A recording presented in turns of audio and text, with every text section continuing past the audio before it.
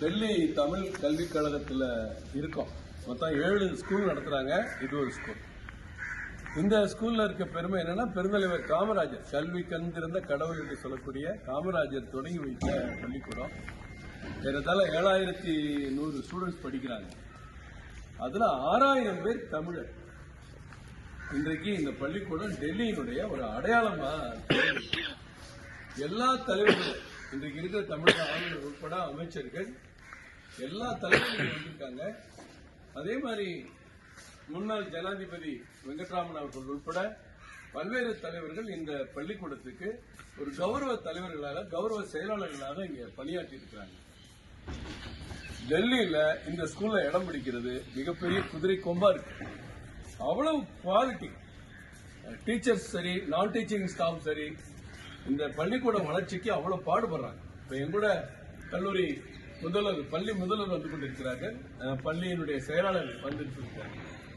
7 பள்ளிக்கூடத்துல எப்படி சமாளிக்கிறீங்க அப்படின்னா, கவர்மெண்ட் எய்டு இருந்தாலும் அந்த கவர்மெண்ட் எய்டு தனிப்பட்ட முறையில் ஆசிரியர்களுக்கு போயிருக்கு. ஆனா ஸ்கூலை ரன் பண்றதுக்கு இவங்களுக்கு கிடைக்கக்கூடிய தொகை மிக மிக குறைவான ஒரு தொகை தான். ஆச்சரியமான விஷயம், இன்னைக்கு சென்னையில ஒரு சாதாரண பழைய வீட்டுல ஒரு மெட்ரிகுலேஷன் ஸ்கூல் நடத்திட்டு அந்த ஸ்டூடெண்ட்ஸுக்கு வருஷத்துக்கு 80,000, 1 லட்சம், 1.5 லட்சம் வாங்குறாங்க. வெறும் 250 ரூபாய், 350, 450 லோயர் கிரேட், அதாவது ஆரம்ப பள்ளி அளவுல படிக்கிற வரைக்கும் 250, 350, அதுக்கு மேல 450. இதெல்லாம் எவ்வளவு பெரிய ஆச்சரியம். நம்ம பிள்ளைங்க ஸ்கூல்ல போய் படிக்கிறதுக்கு ஆட்டோவுக்கு மாசம் 3000 கட்டிட்டு இருக்கான். இந்த பில்டிங்கை பாருங்க, ஸ்கூலை பாருங்க, ஒரு மிகப்பெரிய ஒரு அளவுல இந்த பள்ளிக்கூடம் இவ்வளவு வளர்ந்திருக்கிறது நமக்கெல்லாம் தமிழர்களுக்கு பெருமை.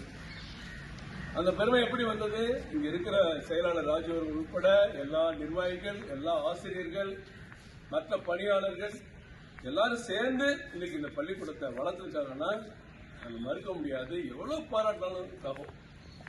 இங்க சிபிஎஸ்இ பள்ளிக்கூடம் 1ஆவதுல இருந்து 8ஆவது வரைக்கும் தமிழ்நாட்டில் தமிழ் சொல்லிக் கொடுக்கிறாங்களோ இல்லையோ, இங்க படிக்கிற மாணவர்களுக்கு தாய்மொழி, நம்ம தாய்மொழி தமிழ் கட்டாயம். தமிழ்நாட்டை அது செய்யுங்கன்னா செய்ய பயப்படுறாங்க. சிபிஎஸ்இ ஸ்கூல் அங்க பெருமை. இங்க வந்து சிபிஎஸ்இ ஸ்கூல் மட்டும் இல்ல, தமிழை கட்டாய பாடமாக 8ஆவது வரை வைத்திருக்கிறார்கள். அதற்கு பிறகு மேல ஒரு ஆப்ஷன் இருக்கு. ஹிந்தி, இங்க இருக்கிற இங்கிலீஷ், இங்க 3வது மொழி தமிழோ, கன்னடமோ, தெலுங்கோ, மலையாளமோ, ஏதாவது ஒரு 3வது மொழி மாணவர்களுக்கு எது பிடிக்குமோ அந்த பாடத்தை படிக்க சொல்றாங்க. இப்படி ஒரு அற்புதமான சிஸ்டம் நம்ம தமிழ்நாட்டுக்கு வரணும்.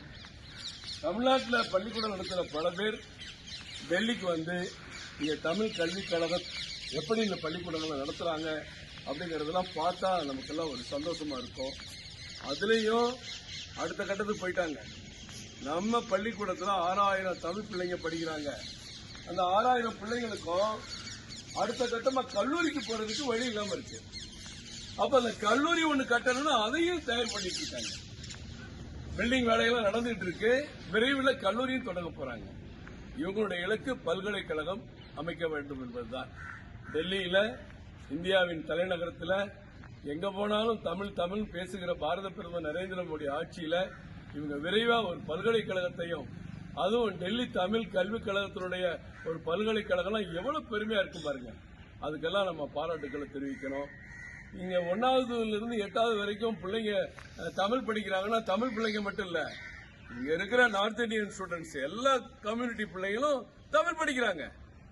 தமிழ் வேண்டாம் நினைக்கிறது இல்ல, அதுக்கு மேல தேர்ட் ஆப்ஷனா படிக்கிறதும் தமிழ் படிக்கிறாங்க.